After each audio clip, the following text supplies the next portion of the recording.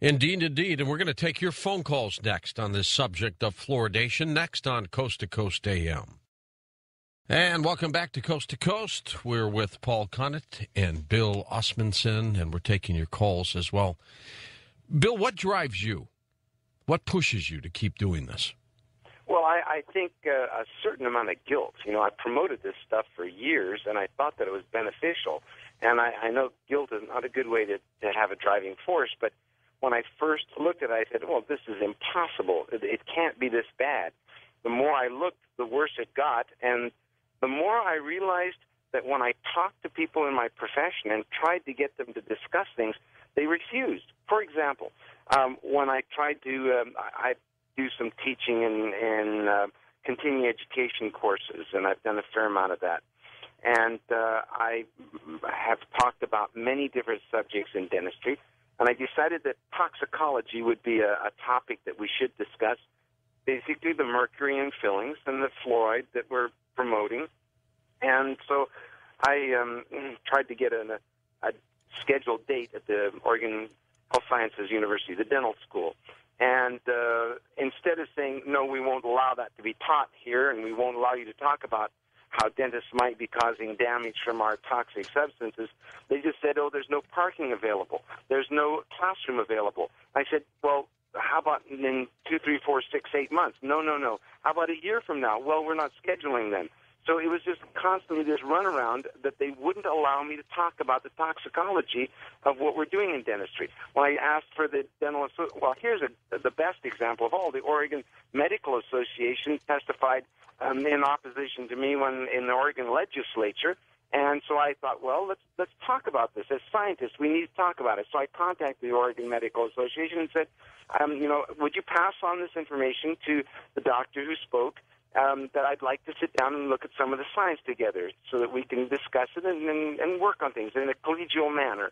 And it took about a month later, and he responded through the Oregon Medical Association, and he said, if Dr. Osmundson is willing to give a $50,000 donation to my favorite charity, I'll give him a few minutes. Oh, jeez. And that's how open these people are to looking at science. Yep. They are not. The Dental Association in Washington State, they allowed me to talk to their attorney. The Department of Health in Washington State allowed me to talk to their attorney. I can talk to the attorneys, but I cannot talk to the scientists. They won't allow it because they don't want to go on record as having looked at the science. They want to try to remain ignorant. And, Paul, what drives you? I think the issue of scientific integrity, in my view, without integrity, there is no science. Science has to be an honest venture. It's based upon honesty, objective look at the data. And I think it's very, very disturbing that we are seeing this erosion of integrity in agencies like the Center for Disease Control, the Federal Food and Drug Administration, and the Environmental Protection Agency. When we see these agencies practicing their craft without integrity, serving the other interests than the public, that, to me, is an even larger danger than fluoridation. And really, you cannot escape the notion that when you look at this issue and over a period of time, that these people at the Center for Disease Control and at the Public Health Service are more interested right now in protecting this policy than they are in protecting the health of the American people. And that's true in every fluoridating country. That, to me, is shocking, and I think it portends tremendous dangers in the future if we lose the public's trust in the agencies which are supposed to be protecting our health and protecting the environment. When we lose that trust, I think it's going to be very difficult to get it back again. All right, to the phones we go now. Let's go to Los Angeles, first of all, on our wild card line. Charles, it's your turn. Go ahead, Charles. Yes, thank you for taking my call, and thank you for having this program. This is great. We should have had it a long time ago, but as your guests have said, everybody's afraid. The dentists have been putting mercury in silver fillings for many, many years, and they could all be sued for that as well. But I was a personal friend of Dr. Bronner from 1955 until his passing, and he was the related to the one, what's his name? The scientist that discovered that major law, Albert Einstein. He was Albert Einstein's nephew. Just Albert, okay. Yeah, Albert Einstein's nephew, and he kept the fluoride out of our water for many, many years. He had a white rat that he fed fluoride to it. Not only killed it, it turned it to solid stone. And he used to go all over the country lecturing on it. And almost every place he lectured, they would kill the fluoride situation. Also, the crops, as we're talking about that, the crops, one of the health shows, they showed some fruits and vegetables that had been, watered with fluoride water. And one of them, I think it was cabbage, had about 0.045% instead of 1%. So everything that's getting watered, fed animals, and all these things, we're getting doused with fluoride, not just in the water. And also Hitler put it in the water in World War II in Germany to make the people docile. Just in the concentration camps. Uh-huh.